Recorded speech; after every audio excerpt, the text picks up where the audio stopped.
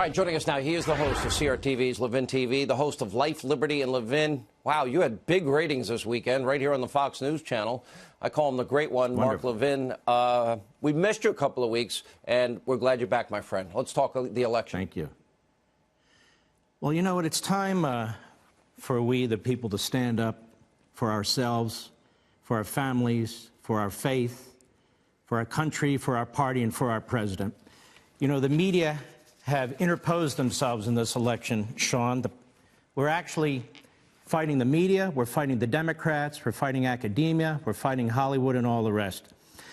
And 64% of the voters say the press has done more to divide the country. More people think the press has divided the country than the President of the United States. And I'm going to tell you why. The word Hitler is very popular with the press, with Joe Scarborough. The word white supremacy is very popular over there at CNN. The word Stalin's now starting to pick up. They consider those of us who support this president and support an America agenda as Nazis. They referred to us as racists, as white supremacists. Every time there's some horrific event, they try and pin it on us, pin it on our president, pin it on our party. It's really time, America, to push back. Enough is enough.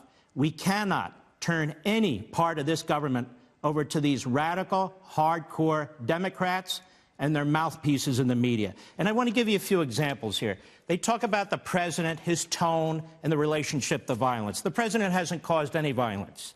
When Antifa's out there beating up people, the Marxist militia, the media are very passive, rarely say anything.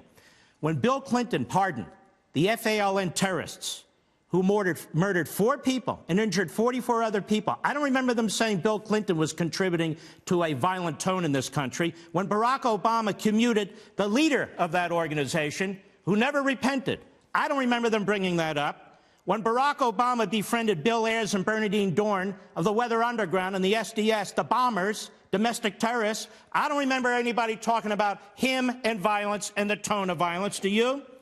Obama opens an embassy in Cuba, a genocidal police state. He's celebrated.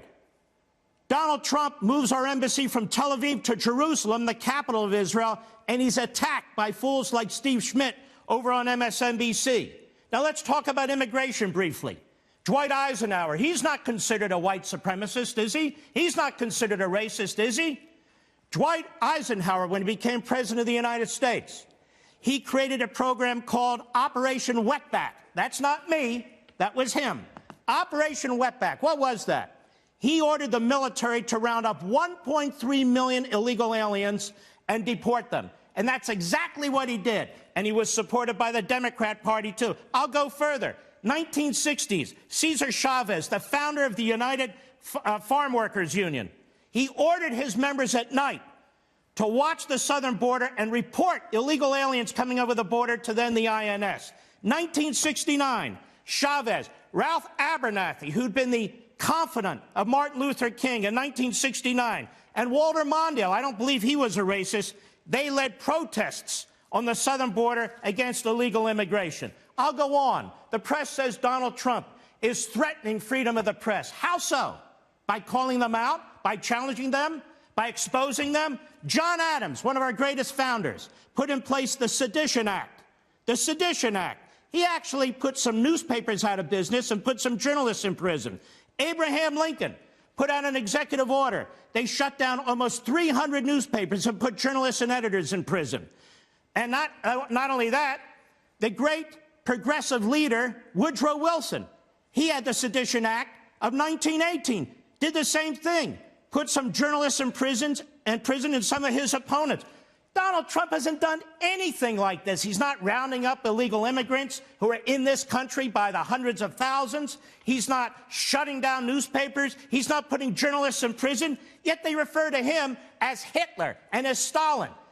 And then we have this policy where we separate children from their parents who come here illegally, not because we want to put them in cages like Obama did, but because we want to protect these children from coyotes, from kidnappers. You got to sort them out and figure out who's who since they're here illegally. And they said, well, he's putting them in internment camps. Actually, it was Franklin Roosevelt who actually put Japanese Americans and Americans of Japanese descent in internment camps. They don't call him Hitler. They don't call him Stalin or anything of the sort. And I'll even go here. They attack our president. They say a womanizer. They bring the Stormy Daniels in front of TV, left and right, left and right. This president has been our president. He's conducted himself in the Oval Office with great acumen. Great acumen. Now, people are laughing. JFK was having affairs constantly in the Oval Office in the White House with an East German spy, with a mob boss girlfriend, with a 17-year-old intern, and he was outdone by LBJ. We don't talk about that stuff. How come? Because our goal, you see, is to trash the President of the United States.